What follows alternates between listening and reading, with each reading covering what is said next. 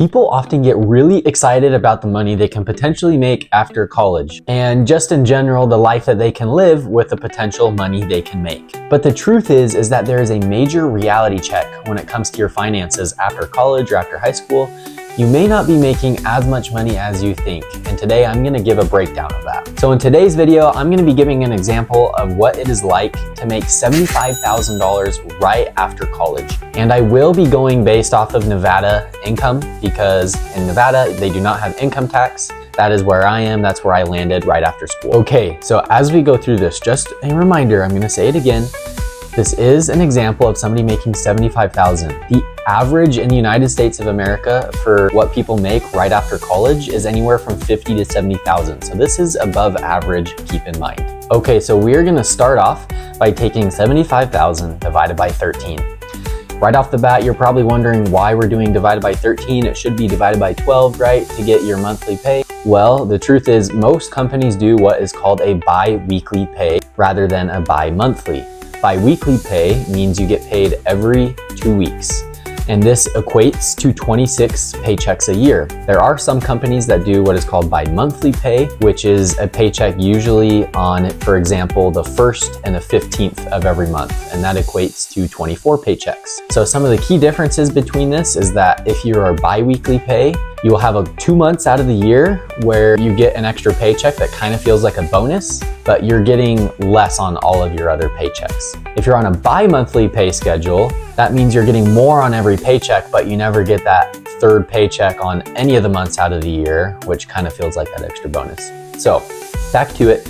75,000 divided by 13, you get 5,769. And keep in mind, I'm just gonna be rounding up to the nearest dollar. I'm not gonna put all of the cents in there. So you get $5,769 a month, and you divide that by 2, and you get 2,884. Every single paycheck, you are getting $2,884 on a bi-weekly schedule. Okay, so for those of you just getting out of high school or fresh out of college, whatever it may be, $2,884 per paycheck. That sounds pretty good, right? And you're like, yeah, I take that. That sounds awesome. Well, the truth is it is not as good as you think, and here is a breakdown. So if you are a single person, typically federal taxes come out to about 11% taken off of every single paycheck.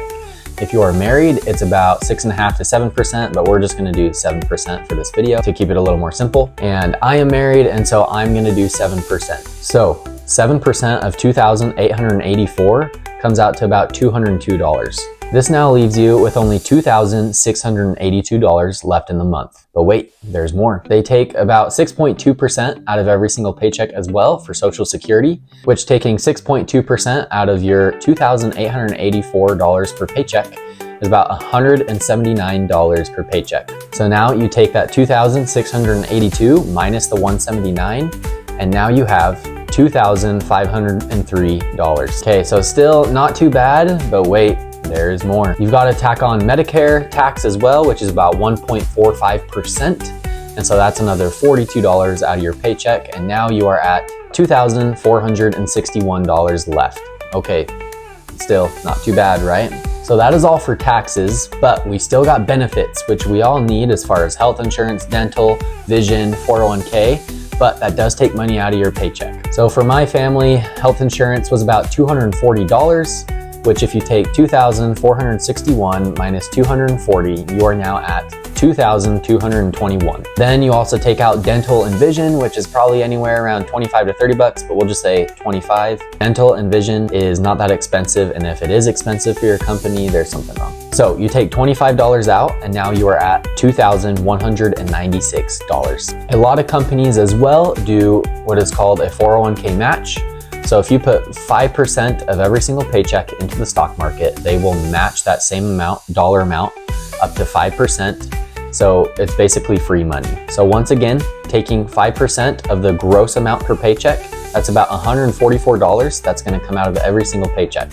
So you take that 2,196 minus 144, and now you have $2,052. Okay, and that is basically what you are left with. So you go all the way from 2,884 down to 2,052 just from your federal taxes coming out, your Social Security taxes, your Medicare tax, your health insurance, dental, vision, 401k, all of that coming out. And in Nevada, like I said, we don't have income tax. And so for all of you who don't live in Nevada, you'll have income tax as well. So if you take that $2,052 salary, multiply it by 2, you are now at $4,104 to spend every single month on a $75,000 salary. This is where you start to crunch the numbers a little bit and realize how tight it can be.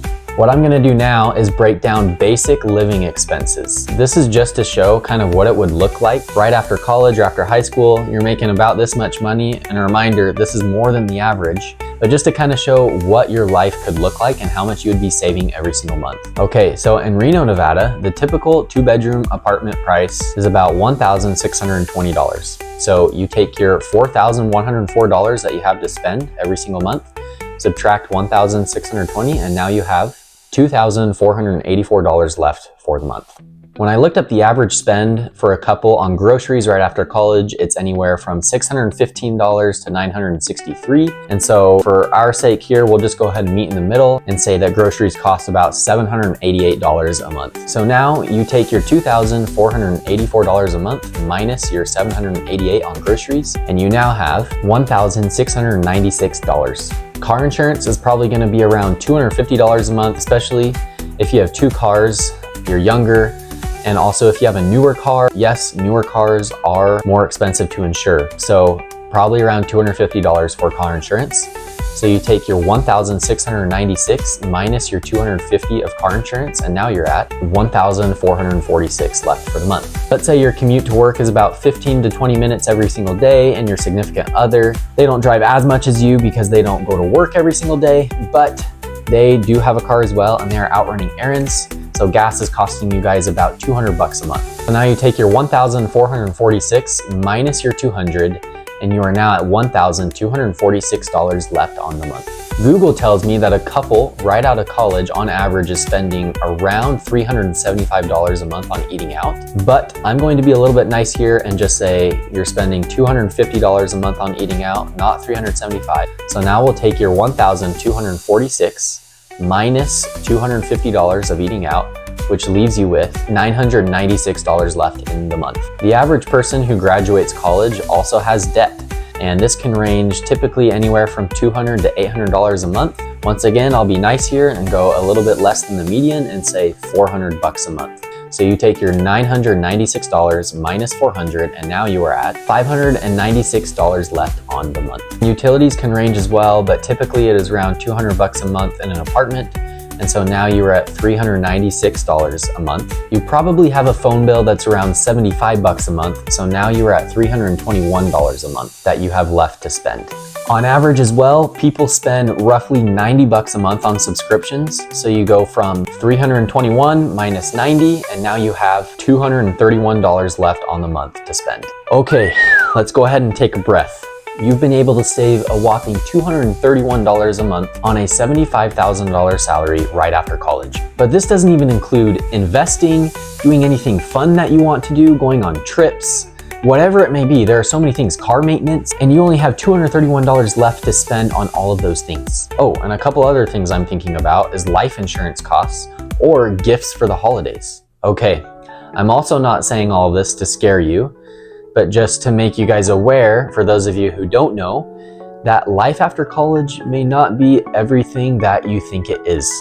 But with careful planning, you can avoid debt in college, which both me and my wife did. With planning a tight budget and saving as much money as you can avoid a lot of these problems and do well after school. This is a screenshot of my wife and I's budget the month we left to go to the new city we were going to start my career.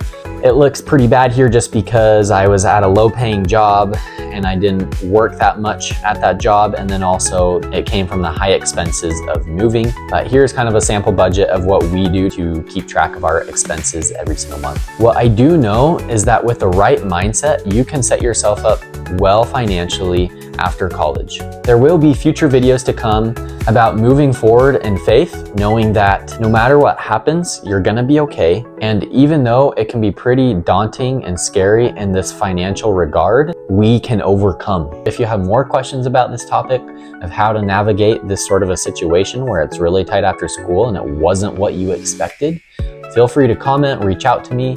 I would love to chat. Well, everyone, thanks for watching this video today. Please like and subscribe, especially if you want more content like this. Please let me know in the comment section what other videos you would like to hear as well. I will see you all next time on the Career Climb with Isaac.